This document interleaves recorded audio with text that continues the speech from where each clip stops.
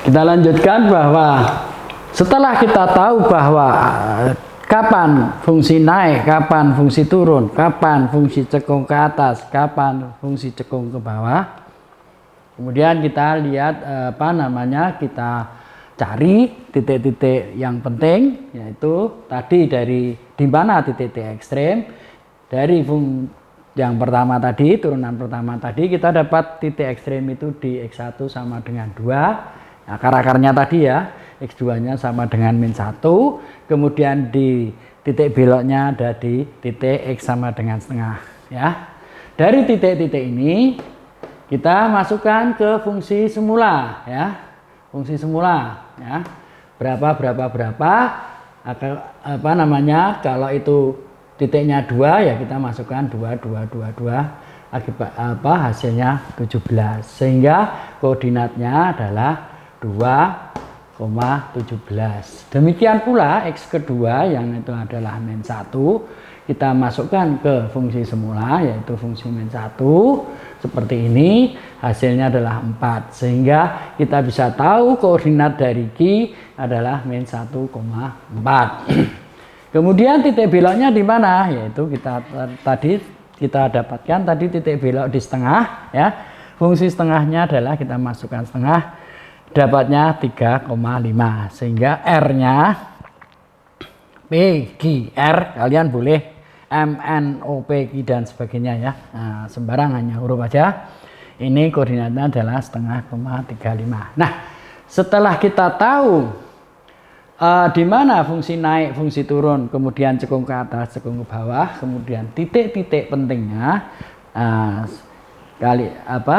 yang terakhir, langkah terakhir itu adalah menggambarnya, ya. Ingat, ini menggambarnya. Nah, nanti kalau ada soal seperti ini keluar, cara menggambarnya tidak boleh kecil, harus besar. Maksudnya apa? Supaya nanti bisa dilihat dengan jelas, dibaca dengan jelas gambarnya itu, ya. Menggambarnya boleh dengan milimeter blok atau dengan polos sama saja, yang penting jelas, ya. Nah, sekarang kita gambarkan, ya, dari titik-titik ini, ya. Gambarnya harus jelas, ya, harus besar, ya. Kita lihat dulu P 2,17, ya. Maaf, ada yang salah ini. -17 ya. Ini -17 ya. Ini -17 ya. Jadi P adalah koordinatnya 2-17. Banyak aja. Ya, taruhlah di sini. Ini 17. Ini adalah P 2,-17 ya. Tadi salah ngitungnya, bukan 17 tapi yang benar adalah -17 ya. Kemudian yang kedua adalah X-1. Didapat ordinatnya di titik 4. 1 2 3 4 ya, di sini ya. Itu adalah Q -1,4. Ya. Kemudian X3-nya adalah titik belok, itu di 0,5, 3,5. Ini setengah di sini ya. 3,5 ya, sekitar sini ya. Nih. PQ ini R adalah 0,5 ya. Dari sini kita bisa tahu bahwa Q tadi adalah titik ekstrem maksimum ya. Ingat tadi yang -1 tadi. Kemudian P2 ini adalah yang minimum, sehingga kita bisa lihat kalau maksimum itu yang seperti ini, kalau minimum bentuknya seperti ini. Nah, ya, ini kita sudah bisa kira-kira menggambarnya, sudah kita tahu melalui titik belok kita hubungkan.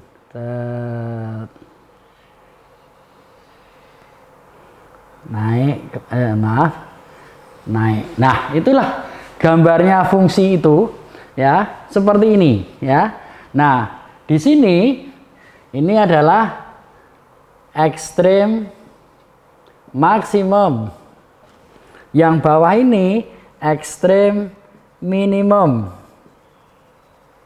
Yang ini adalah titik belok, ya. Di sebelah kiri titik belok, kita lihat ya titik beloknya begitu, ya.